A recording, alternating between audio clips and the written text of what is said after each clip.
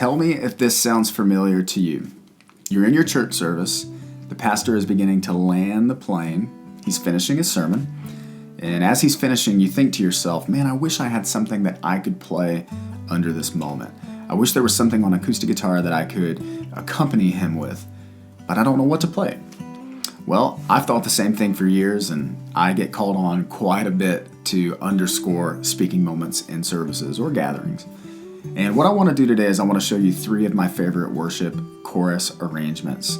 Now, I've created these worship arrangements for beginners, but certainly anybody can play along and make it your own. But what I want to do is just show you a basic template for how I would approach arranging an instrumental chorus for a moment like that. So for example, what this could look like for you is if you were in a small group gathering or a church service or maybe a prayer service, someone is speaking and you want to play lightly, something that isn't distracting, something that doesn't bring attention to yourself, but rather in a very beautiful and melodic way underscores what's happening in the room, what's being spoken. That's what we want to do today, is we want to unlock some of the secrets and some of the things that will get us moving in that direction. So I hope you'll grab your guitar and play along, because today's going to be a lot of fun. I think everybody who wants to learn how to play in this style can do it. So grab your guitar and let's give it a shot.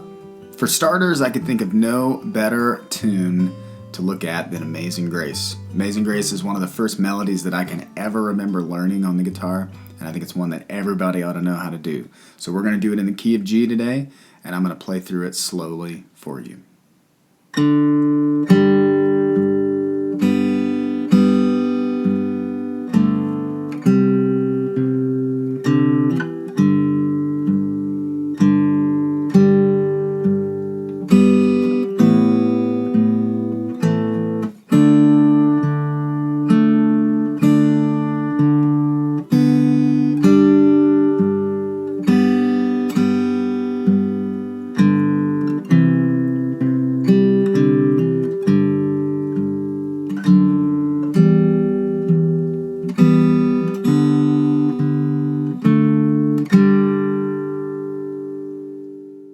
So now that we've had a chance to take a listen to my arrangement, one thing I want to note is that this is not really a fancy arrangement. This is pretty much just a bare bones view of the melody, the bass, and the chords. I'm not trying to draw attention to myself. This arrangement is just supposed to be something light that can underscore what's happening. Now, with that being said, I would encourage you to play along for a couple of tries, and once you're starting to feel comfortable with it, begin to experiment with adding notes in between some of the notes that I've given you.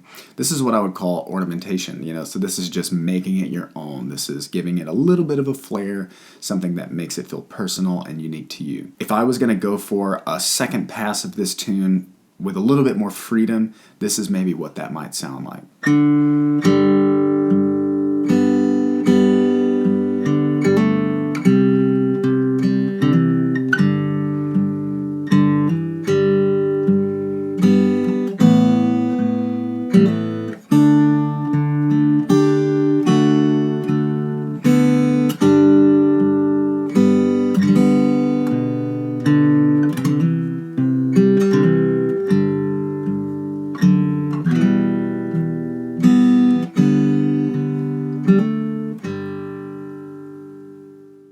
Now, you might not have noticed a big difference between the first and second passes, and that's really for a good reason. Amazing Grace is not a tune that I would want to treat much fancier than that. I don't really want to make it too busy. I want to keep it nice and simple, let the melody be at the forefront, and provide some nice underscoring to a good moment. All right, next up we have 10,000 Reasons by Matt Redman. This is one of my favorite worship songs of all time. And this also happens to be one of the most popular worship songs of all time, so I'm certain that people would recognize it once you start to play it. So let's give it a try.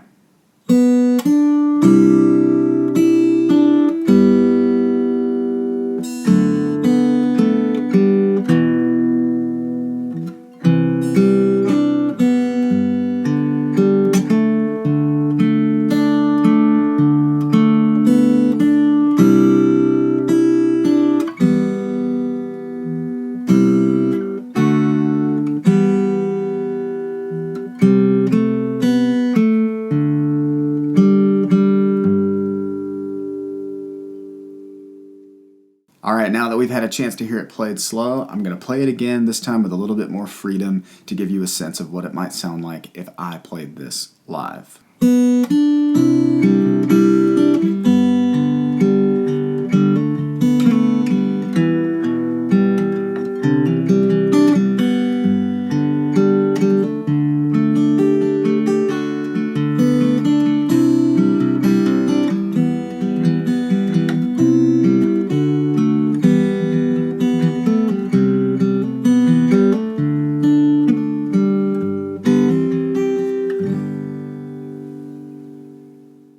Alright, so in that second pass, you might have noticed a couple of extra hammer-ons and pull-offs, some extra notes I was picking with my right hand. So here's where I want to encourage you.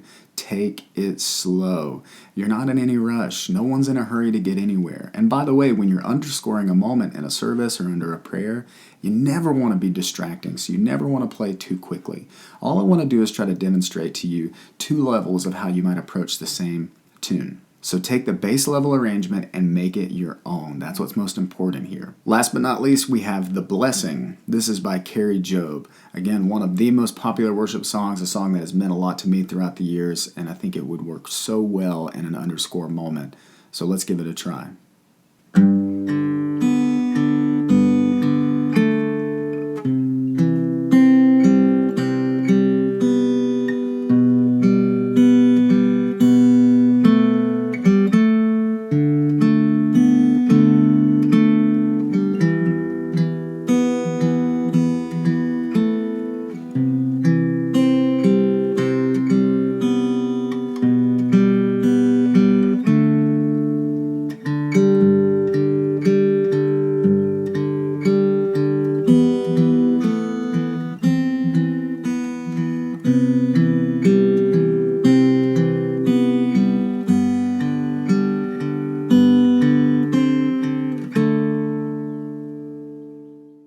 So you may have noticed listening through that first pass that this arrangement sounds good, but it feels a little robotic, it feels a little stale, and there's a good reason for that. When I arrange these tunes, what I'm trying to do is put the vocal forward. Now what I mean by that is the part of the arrangement we're playing that is the melody, in other words, that's the notes that are being sung, they need to be in the right spot to me 100% of the time. I want to make sure that if the listener had no idea what song was being played, because there's no singing, they could guess it. They could go, oh yeah, that sounds like The Blessing, or that sounds like 10,000 Reasons. And we do that by putting the vocal forward.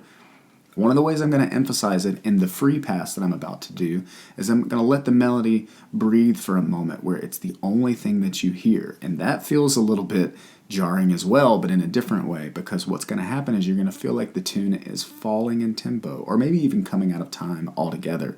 But this is one of those areas we can grow in to make our playing feel more emotional and feel a little bit more compelling. So I'm going to try it again, and I want you to note some of the places where that happens.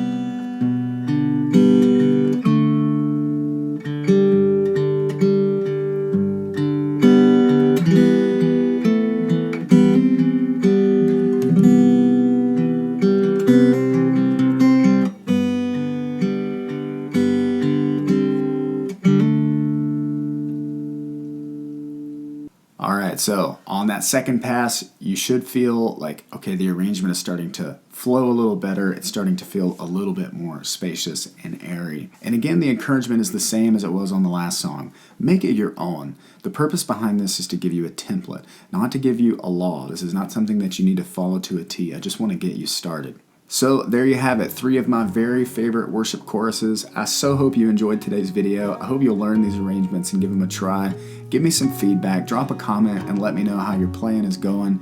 If you have questions, if you'd like to submit a song that you'd love for me to break down in this style, I'd love to hear about it, so leave me a comment or send me a message. As always, the tabs and everything you'll need to follow along in today's video are going to be available for download for free in my bio. Don't forget to check out my Patreon, where I've got tabs for all of my full arrangements and covers there, as well as some great resources I think you'll enjoy. Until next time, keep jamming.